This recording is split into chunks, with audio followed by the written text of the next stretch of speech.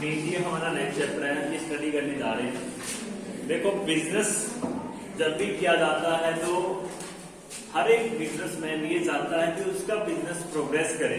हर एक बिजनेसमैन की थिंकिंग यही होती है कि उसका business day to day progress करे, वो अपने बिजनेस को और एक्सटेंड करे, ब्रॉड लेवल के ऊपर लेकर के जाए। हर एक बिजनेसमैन की थिंकिंग यही होती है।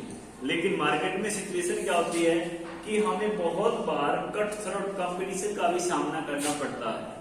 क्यों? क्योंकि हम हो सकता है ऐसे प्रोडक्ट में या ऐसी सर्विसेज में डीलिंग कर रहे हो जहां पर पहले ही स्ट्रॉन्ग कंपटीटर मार्केट में हो, तो हो सकता है हमें कट थ्रोट कंपटीशन फेस करना पड़े।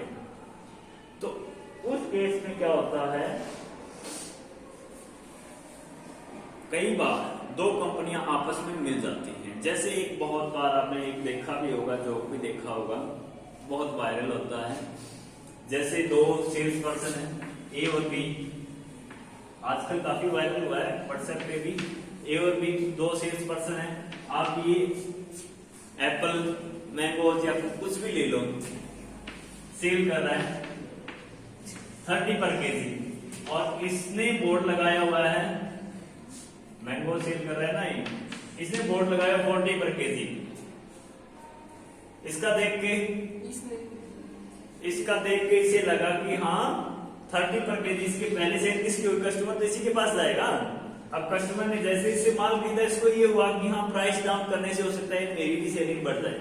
जैसे इसने प्राइस डाउन किया 30, इसने क्या किया, इससे पूरा का पूरा माल उठा लिया 30 रुपए पर केजी के हिसाब से, और फिर 50 पर केजी का रेट आ दिया। तो बिजनेस माइंडिंग तो ऐसे ही चलता है, ये बिजनेस माइंड। एक बार हमने क्या किया, प्राइस डाउन रखे हैं जब कंपटीटर मार्केट में है कि नहीं, प्राइस डाउन, कंपटीशन से भी कम प्राइस में हमने एंट्री की। तो फिर हमने मार्केट में जैसे एंटर किया, कस्टमर से थोड़ी बहुत हमें सेल प्राप्त हुई। जैसे ही कंपटीटर को ऐसा पता लगता है कि जो हमारे अदर कंपटीटर उन्होंने प्राइस डाउन कर रखा है, तो हो सकता है वो भी प्राइस डाउन कर दें। अब वो प्राइस डाउन करेंगे तो ये उन्हीं से माल खरीद करके उनको कंपटीशन से बाहर करके सेल कर सकता है कि नहीं कर सकता। तो ये तो एक एग्जांपल लिया हमने कि बिजनेस माइंड ऐसे चलता है। बहुत बार ऐसा होता है कि दो कंपनियां ए और बी चल रही हैं। अब हम इनको कंपनियां बना लेते हैं पर्सन की जगह। ए और बी दो कंपनियां मार्केट में चल रही हैं, अपना बिजनेस कर रही है, सिमिलर नेचर का ही बिजनेस है इनका। क्योंकि अगर डिफरेंट नेचर का बिजनेस करेंगे फिर तो कोई लेना देना ही नहीं है। अब एक कंपनी वॉचेस का बिजनेस कर रही है और दूसरी कंपनी शूज का बिजनेस कर रही है, कोई लेना देना नहीं आपस में। तो वहां पर एक दूसरे से ना ही कॉम्पिटिशन है, और वहां पर ऐसा कुछ कंसेप्ट आएगा नहीं आपका अमलगमेशन का। जब दो सिमिलर नेचर का बिजनेस कर रही हो कंपनी, जैसे फॉर एग्जाम्पल हमने लिया है ए और बी दो सिमिलर नेचर का बिजनेस कैरी कर रहे हैं। अब ए की कैपिटल हम मान लेते हैं 50 लाख, बी की कैपिटल हम मान लेते हैं 70 लाख। दोनों की कैपिटल का स्ट्रक्चर ये है। अब दोनों कुछ न कुछ प्रॉफिट अर्न कर रही है कि नहीं कर रही। अब दोनों सिमिलर नेचर का बिजनेस कर रही है तो एक दूसरे को कंपटीशन भी दे रही है कि नहीं दे रही। अब कुछ बार दोनों बिजनेसमैन, ए के ओनर और बी के ओनर, ये डिसाइड कर लेते हैं कि क्यों न हम मिल करके बिजनेस करें। दोनों अलग अलग बेचने की बजाय हम मिल करके बिजनेस करेंगे तो एक तो हमें क्या होगा, देखो अब ये प्रोडक्शन कर रही है 50,000 यूनिट माल रही है एक बार के लिए, और ये प्रोड्यूस कर रही है 70,000 यूनिट, जो भी प्रोडक्ट ये सेल कर रही है। हम मान रहे हैं एक बार, तो आपने एक लॉ स्टडी किया हुआ इकोनॉमिक्स में, economies of large scale products study किया है कि नहीं किया? बढ़ते पैमाने के प्रतिफल, मेरे ख्याल से बढ़ते पैमाने के प्रतिफल है इकोनॉमीज ऑफ लार्ज स्केल। जहां पर अगर हम एक तो 50,000 यूनिट प्रोड्यूस करिए तो इनकी कॉस्ट आ रही है, और एक 70,000 यूनिट करिए इनकी कॉस्ट अलग अलग आ रही है। अब दोनों को अलग अलग फैक्ट्री चाहिए कि नहीं चाहिए, दोनों को अलग अलग सैलरी देने वाले एम्प्लॉय भी चाहिए होंगे, मजदूर भी चाहिए होंगे। अब ये अगर दोनों मिल करके काम करते हैं तो 70 + 50 120 1,20,000 यूनिट के कंपैरिजन में ये 1,50,000 यूनिट तक प्रोड्यूस कर सकती है और उनकी कॉस्ट भी कम आएगी।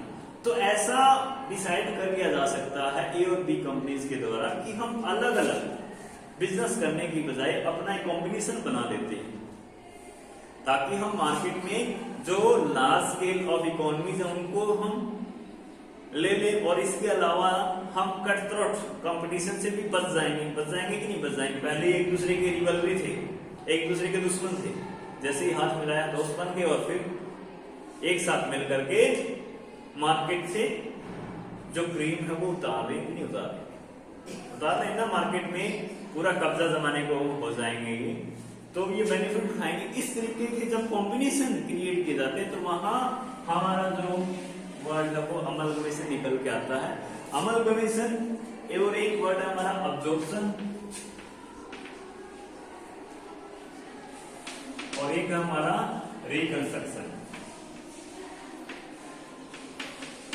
ये तीन तरीके के वर्ड्स आपके साथ डिस्कस किए गए हैं इस चैप्टर में, अमलगमेशन, अब्जॉर्प्शन और रिकंस्ट्रक्शन। अब देखो सबसे पहले हम डिस्कस करने जा रहे हैं अमलगमेशन। अमलगमेशन में क्या होता है, जैसे मार्केट में दो कंपनियां हैं ए और बी, दो कंपनियां हैं। अब जब इन दोनों का बिजनेस टेक ओवर करने के लिए एक नई कंपनी का निर्माण होता है और ये दोनों की दोनों क्या कर दी जाती है, शट डाउन कर दी जाती है, इनका लिक्विडेशन हो जाता है। इट मींस ये दोनों कंपनी अपना बिजनेस बंद कर देगी और नई कंपनी में इन्वॉल्व हो जाएंगी, सी कंपनी, तो वो हमारा कहलाता है अमलगमेशन। जब सिमिलर नेचर्स की बिजनेस करने वाली कंपनियां मर्ज होकर के एक नई न्यूली ओपन या न्यूली रजिस्टर्ड कंपनी में मर्ज हो जाती है तो उसको हम बोलते हैं अमलगमेशन। समझ में आ गया? yes. जब दो कंपनियां लिक्विड हो जाएंगी, लिक्विडेशन हो जाएगा उनका, दो या दो से ज्यादा भी हो सकती है, उससे ज्यादा भी हो सकती है, जैसे यहां पर हो सकता है नई कंपनी की हो, ये तीनों मिल करके एक नई कंपनी का निर्माण कर लें और इन तीनों का बिजनेस ये बाय कर लें, सभी एसेट्स और लायबिलिटी एटसेट्रा सभी बाय कर लिए जाएंगे इस नई न्यूली फॉर्म कंपनी के द्वारा। तो ये हमारा है अमलगमेशन, जहां ओल्ड कंपनीज का क्या हो जाता है, लिक्विडेशन हो जाता है और एक न्यू कंपनी फ्रेम की जाती है ओल्ड कंपनीज के बिजनेस को बाय करने के लिए। ये अमलगमेशन हमारा आ गया समझ में। अब्जॉर्प्शन, जहां पर बेसिकली क्या होता है, तो सिमिलर नेचर की बिजनेस करने वाली, ये उस केस में होता है जहां एक कंपनी का साइज क्या होता है, लार्ज होता है और दूसरी का स्मॉल साइज होता है। बेसिकली होता है, ऐसा जरूरी नहीं है, बेसिकली ऐसा होता है। तो क्या करते हैं कि जो लार्ज स्केल वाली कंपनी है वो स्मॉल स्केल वाली कंपनी के बिजनेस को बाय कर लेती है और ये कंपनी चलती रहेगी, ये कंपनी अपना बिजनेस कंटिन्यू रखेगी, ये लिक्विड, इसका लिक्विडेशन हो जाएगा। इट मींस ये अपना बिजनेस शट डाउन कर देगी और अपना बिजनेस सेल कर देगी ए कंपनी को। बेसिकली ऐसा होता है, लेकिन जरूरी नहीं है कि ऐसा ही हो, लार्ज और स्मॉल स्केल की कंपनी हो हमारे पास, हो सकता है दो इक्वल लेवल की कंपनी भी आपस में मर्ज हो जाएं। तो उस केस में जब एक कंपनी का बिजनेस दूसरी कंपनी के द्वारा बाय कर लिया जाता है और वो जो कंपनी बाय करने वाली है वो अपना बिजनेस कंटिन्यू रखती है, तो ये हमारा है अब्जॉर्प्शन। हिंदी में ये है समामेलन और ये है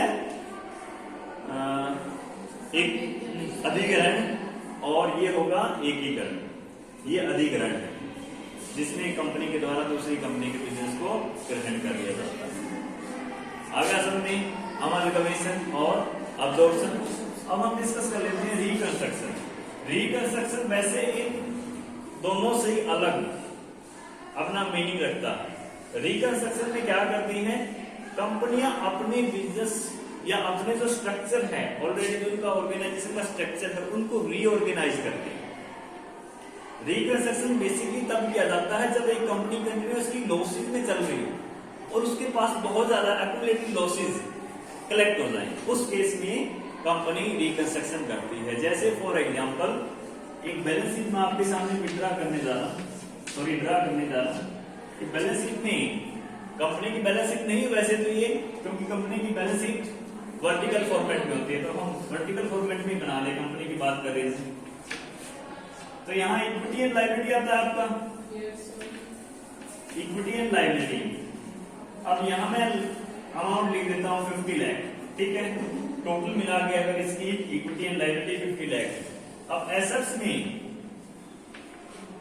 अगर फिक्स एसेट इसके पास है 30 लाख की, फिक्स एसेट इसके पास 30 लाख की है, और जो हमारे पास अमोर्टाइजेशन का एक हेड है कि नहीं है ना, अमोर्टाइजेशन एक्सपेंसेस, उसमें अगर 15 लाख अभी हमारे पास अमोर्टाइजेशन एक्सपेंसेस के रूप में है, तो ये कंपनी अगर ऐसा कुछ बैलेंस शीट है कंपनी के पास जहां फिक्टिशियस एसेट्स, नाम मात्र की जो संपत्तियां हैं वो बहुत ज्यादा वैल्यू रखती है, तो उनसे हमें मिलने कुछ नहीं वाला। अब उस केस में ये कंपनी एक्चुअल वैल्यू रिप्रेजेंट नहीं कर रही, इसके पास बहुत सारे लॉस इकट्ठा हो चुके हैं एक्यूमुलेटेड के रूप में, वो इकट्ठा होते चले गए हैं, इनको राइट ऑफ कंपनी को करना है। तो इस समस्या से छुटकारा पाने के लिए कंपनी क्या करती है, अपने स्ट्रक्चर को फिर से रीऑर्गेनाइज करती है, उसको हम बोलते हैं रिकंस्ट्रक्शन, दोबारा से निर्माण होता है कंपनी का। रिकंस्ट्रक्शन भी आपका दो टाइप का होता है, एक्सटर्नल रिकंस्ट्रक्शन और इंटरनल रिकंस्ट्रक्शन। हम पहले बात कर लेते हैं एक्सटर्नल रिकंस्ट्रक्शन की।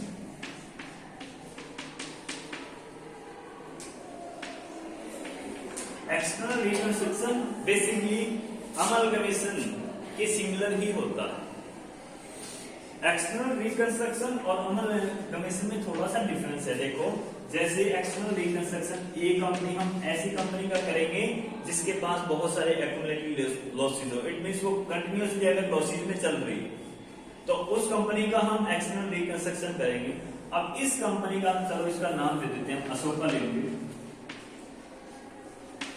अशोका लिमिटेड एक ऐसी कंपनी है जिसका एक्सटर्नल रिकंस्ट्रक्शन हम करने जा रहे हैं। तो एक्सटर्नल रिकंस्ट्रक्शन में क्या होगा, अगर इसके पास कंटिन्यूअसली लॉसेज इकट्ठे होते चले गए, फिर हम अगर इसको रीऑर्गेनाइज करें तो हम अशोका लिमिटेड को क्या कर देंगे, लिक्विडेट कर देंगे, इसके बिजनेस को हम क्या कर देंगे, शट डाउन कर देंगे, और एक न्यू कंपनी हम क्या करेंगे, ओपन करेंगे, रजिस्टर्ड करवाएंगे, जो सिमिलर इसी से मिलता जुलता नेम होगा और सभी के सभी शेयर होल्डर इसी के होंगे। शेयर होल्डर तो इस कंपनी के जो थे वो नई कंपनी के भी शेयर होल्डर यही रहेंगे। ये हमारा होगा एक्सटर्नल रिकंस्ट्रक्शन। जैसे अगर मैं यहां पर लिख दूं न्यू अशोका लिमिटेड,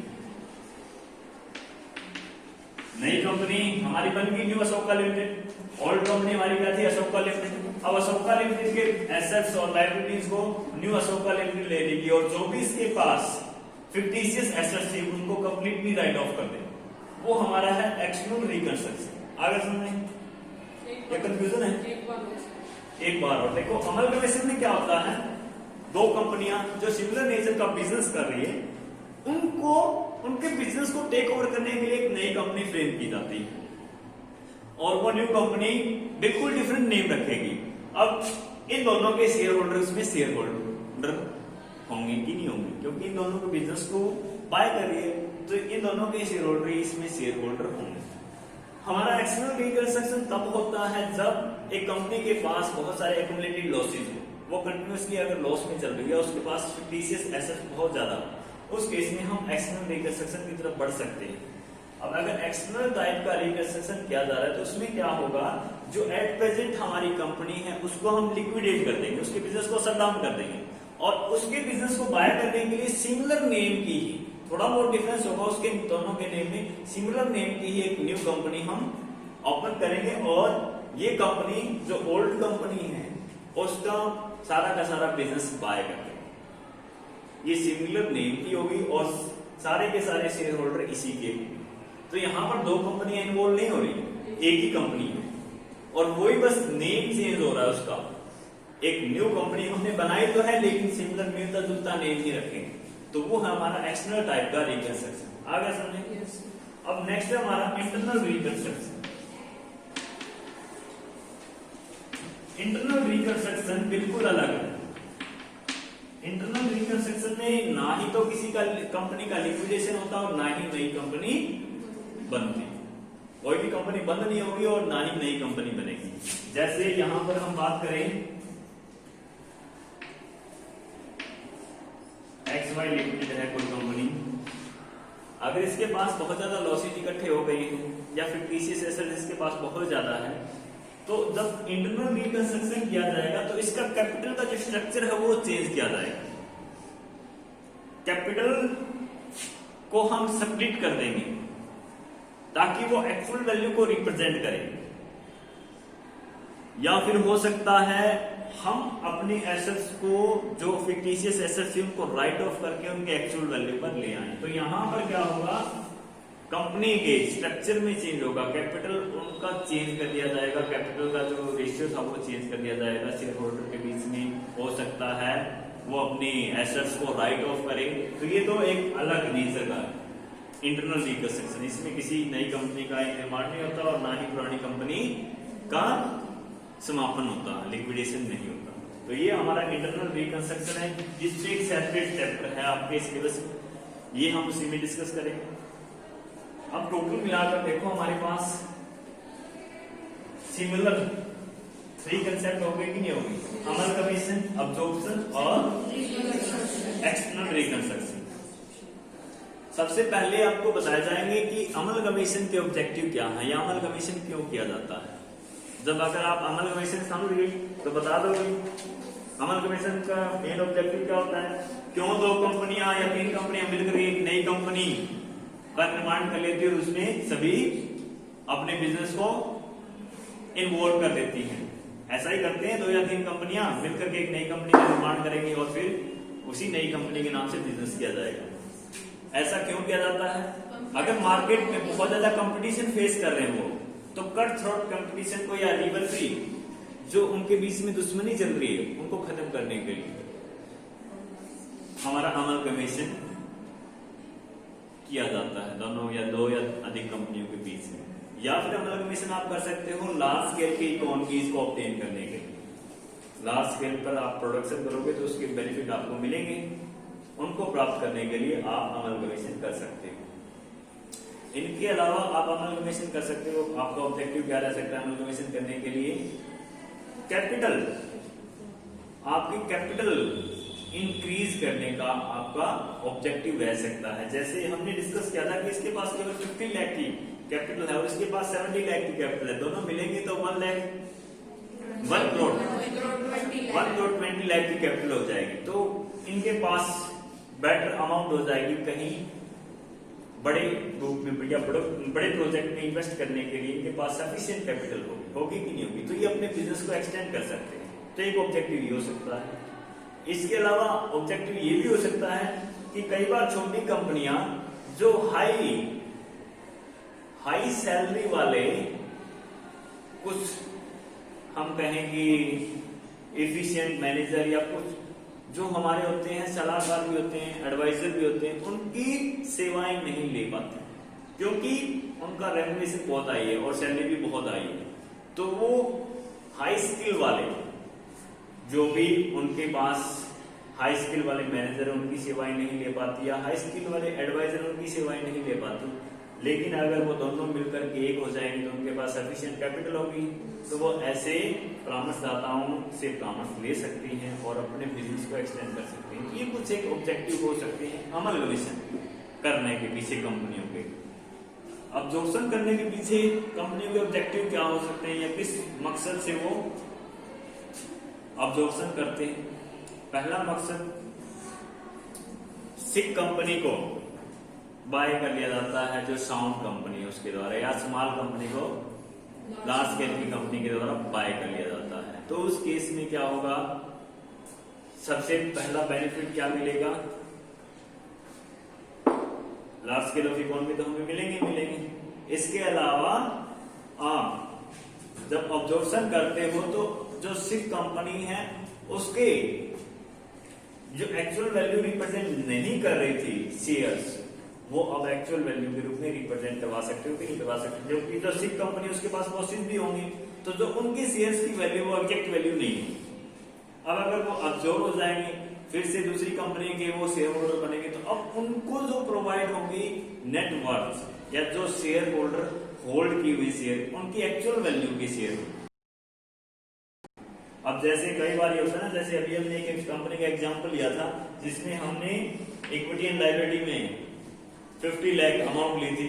अब उसमें से मान लेते हैं शेयर होल्डर कैपिटल या शेयर होल्डर फंड 30 लाख का है, तो 30 लाख की एसेट तो हमारे पास टोटल है ही, एक्चुअल वैल्यू तो रिप्रेजेंट नहीं कर रही। अदरवाइज क्या होता है, capital is equal to total assets, ये होता है, और टोटल एसेट से हमें एक्चुअल में रिकवर तो नहीं हो रही 30 लाख। तो ऐसी कंपनियों का ऑब्जर्वेशन इसलिए भी किया जा सकता है। इनके अलावा एक दो ऑब्जेक्टिव और बताए गए होंगे। हम क्या कर सकते हैं, एलिमिनेट कर सकते हैं कंपटीशन को भी लार्ज स्केल और स्मॉल स्केल की कंपनीज में। इनके अलावा एक तो और बताया गया, वो बताओ जरा ऑब्जर्वेशन के ऑब्जेक्टिव क्या है। देखो एक बार बुक में एक ही दिए हुए हैं। नेक्स्ट हमारा है एक्सटर्नल रिकंस्ट्रक्शन के ऑब्जेक्टिव। एक्सटर्नल रिकंस्ट्रक्शन के ऑब्जेक्टिव क्या होंगे। पहला ऑब्जेक्टिव, फ्यूचर लॉस से हम सेफ हो जाएंगे। पहला ऑब्जेक्टिव फ्यूचर लॉस से सेफ होना नहीं, पहला ऑब्जेक्टिव एक्चुअल वैल्यू तक लेकर के आना।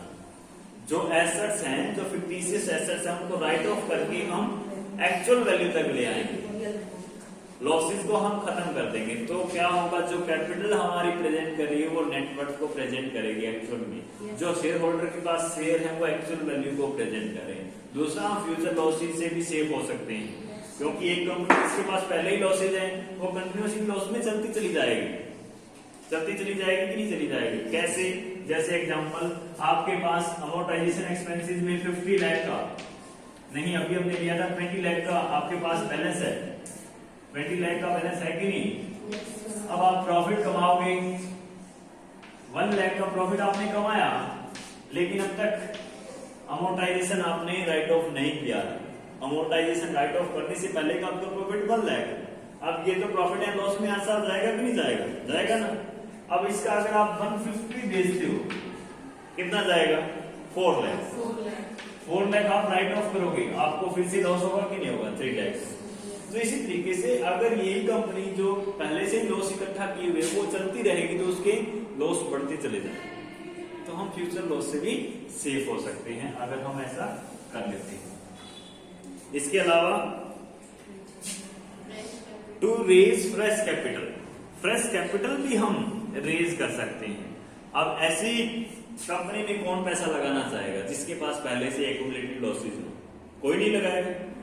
लेकिन अगर न्यू कंपनी हमारी फ्रेम हो जाती है या न्यू कंपनी के द्वारा होल्ड कर लिए जाते हैं पुरानी कंपनी के बिजनेस को, तो हो सकता है यहाँ पर फिर भी पैसा इन्वेस्ट कर सके लोग। तो ये कंपनी के लिए इजी हो जाता है कि वो न्यू इश्यू से फंड कलेक्ट कर सकते हैं। आगे चलते हैं, ये कुछ एक ऑब्जेक्टिव है जिनके लिए ये तीनों कॉम्बिनेशन किए जा सकते हैं, ठीक है। अब इसके बाद में डिफरेंसेस आपको बताए गए। डिफरेंसेस में सबसे पहले formation of a new company, तीनों वर्ड में आपके सामने लिख रहा हूं, आपने बुक में नहीं देखना। अमलगमेशन, अब्जॉर्प्शन और रिकंस्ट्रक्शन में यहां मतलब लिया गया है एक्सटर्नल रिकंस्ट्रक्शन में, ये एक्सटर्नल टाइप का रिकंस्ट्रक्शन। पहला डिफरेंस आपका होगा formation of a new company. इसमें एक न्यू कंपनी का फॉर्मेशन होता है, अमलगमेशन में होता है, अब्जॉर्प्शन में नहीं होता, एक्सटर्नल रिकंस्ट्रक्शन में होता है। उसके बाद कंटिन्यू ऑफ बिजनेस, या हम कहें कि लिक्विडेशन ऑफ कंपनीज किस किस में होता है, जो एग्जिस्टिंग कंपनी है। अमलगमेशन में एग्जिस्टिंग कंपनी का लिक्विडेशन हो जाता है, नई कंपनी बिजनेस को टेक ओवर कर लेती है जो एग्जिस्टिंग कंपनी है। अब्जॉर्प्शन में जो अब्जॉर्ब होने वाली कंपनी है उसका लिक्विडेशन होता है, दूसरी कंपनी अपना बिजनेस कंटिन्यू करती है। रिकंस्ट्रक्शन में लिक्विडेशन हो रहा है, जो जिस कंपनी का हम एक्सटर्नल रिकंस्ट्रक्शन करें उसका लिक्विडेशन हो जाता है, एक नई कंपनी फ्रेम हो जाती है। इसके बाद next difference financial position of the companies. Amalgamation में फाइनेंशियल पोजीशन क्या होती है, दोनों की लगभग साउंड होती है और न्यू कंपनी हम फ्रेम कर लेते हैं। अब्जॉर्प्शन में एक कंपनी की फाइनेंशियल पोजीशन साउंड होती है, एक की वीक होती है, और इसमें वीक ही होती है। जो कंपनी हमारी एक्सटर्नल रिकंस्ट्रक्शन को अडॉप्ट करने वाली है उसकी फाइनेंशियल कंडीशन वीक होती है। उसके बाद नेक्स्ट है ऑब्जेक्टिव। ऑब्जेक्टिव, इसका मेन ऑब्जेक्टिव क्या होता है, टू एलिमिनेट कटथ्रोट कंपटीशन। इसका मेन ऑब्जेक्टिव अब्जॉर्प्शन का टू सिक्योर या to obtain economies of large scale, और इसका main objective to write off accumulated losses या रियल वर्थ तक हम लेकर के आते हैं कंपनी की वजह। ठीक है, उसके बाद नेक्स्ट डिफरेंस आपको बताया गया है share holder position in the new company. Share holder की क्या पोजीशन रहेगी नई कंपनी में। अमलगमेशन में शेयर होल्डर, जो ओल्ड कंपनी के शेयर होल्डर हैं वो न्यू कंपनी के शेयर होल्डर रहेंगे रेशियो के अकॉर्डिंग। रेशियो के अकॉर्डिंग रहेंगे कि नहीं रहेंगे। अब जैसे फॉर एग्जाम्पल मैं आपको एक एग्जाम्पल दे देता हूं। ए और बी कंपनी है, इसकी एसेट्स या नेटवर्थ हम लगा लेते हैं 7 करोड़ और इसकी 5 करोड़ नेटवर्थ लगाई हमने। यहां नेटवर्थ में क्या होता है, आप कैसे कैलकुलेट करते हो net worth, total asset minus outside liability या capital is equal to net worth होता है आपका। तो यहां 7 करोड़ अगर होल्ड किए हुए हैं शेयर होल्डर और यहां 5 करोड़ होल्ड किए हुए शेयर होल्डर, अब मिलकर के एक नई कंपनी में वो चले जाते हैं। तो अगर एक नई कंपनी हमारी सी कंपनी है तो इसकी 50% हम इसको दे दें और 50% शेयर इसको दे दें, तो ये तो जस्टिस तो नहीं हुआ, दोनों के साथ नहीं हुआ ना। रेशियो के अकॉर्डिंग शेयर होल्ड करेंगे कि नहीं करेंगे। जो अगर नई कंपनी के पास हम मान लें 10 करोड़ की कैपिटल होने वाली है तो इसमें 7:5 में वो डिवाइड करेंगे 10 करोड़ की टोटल कैपिटल। तो जो नए अमलगमेशन में नई कंपनी के शेयर होल्डर के रूप में जो पुरानी कंपनियों के शेयर होल्डर थे उनके रेशियो के रूप में शेयर अलॉट किए जाए। ठीक है। अब्जॉर्प्शन में क्या होगा, क्या होता है अब्जॉर्प्शन में, एक कंपनी दूसरे कंपनी के बिजनेस को टेक ओवर करती है तो उस केस में क्या होगा, शेयर होल्ड करेंगे और वही शेयर होल्डर रहेंगे, सेम पोजीशन रहेगी जैसे पहले वाली कंपनी में थी। एक्सटर्नल रिकंस्ट्रक्शन में क्या होगा, देखो सॉरी अब्जॉर्प्शन में थोड़ा सा गलत हो गया।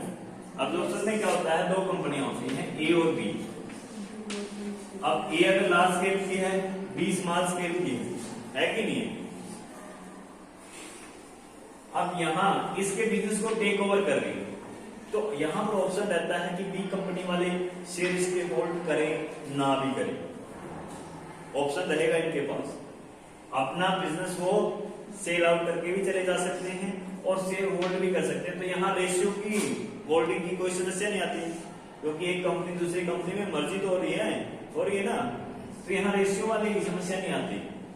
हो सकते हैं सभी के सभी इसके शेयर होल्डर बन जाए, इसके एट प्रेजेंट भी शेयर होल्डर होंगे कि नहीं होंगे। तो इसके जो सभी शेयर होल्डर वो इसके शेयर होल्डर भी बन जाए, ऐसा हो सकता है। लेकिन ऐसा ये भी हो सकता है कि इसके सभी शेयर होल्डर इसके शेयर होल्डर ना बने, ऐसा भी हो सकता है। नेक्स्ट है हमारा एक्सटर्नल रिकंस्ट्रक्शन। एक्सटर्नल रिकंस्ट्रक्शन में क्या होता है, सेम ही कंपनी का लिक्विडेशन करके हम उसी सिमिलर नेम से नई कंपनी ओपन करते हैं तो शेयर होल्डर वही रहेंगे हमारे, कोई चेंज नहीं होगा। जो हमारी ओल्ड कंपनी के शेयर होल्डर थे वो as it is new company के शेयर होल्डर रहेंगे।